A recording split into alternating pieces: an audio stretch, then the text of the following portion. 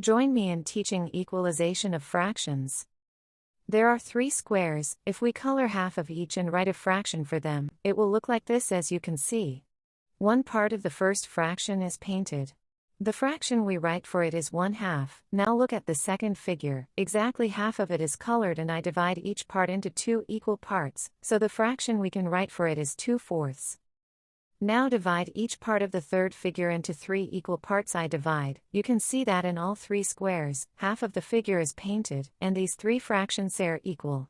Now I will show on the axis. I will divide the distance between 0 and 1 into 2 parts, and I will mark half of it, which will be 1/2 of 1 unit. Now I will divide exactly this distance into 4 parts, and the 2 parts will be 2/4. The next method is to write equal fractions with the help of calculation. As you can see, we must multiply the numerator and denominator of the fraction by a specific number. For example, we multiply the numerator and denominator of the fraction by 2. Or we multiply by 3. Pay attention that both the numerator and the denominator of the fraction must be multiplied by the same number. The numerator and denominator of the fraction can be multiplied by any number, for example by 2, 3, 4, 6 or any other number. Another way to write equal fractions is to use categories.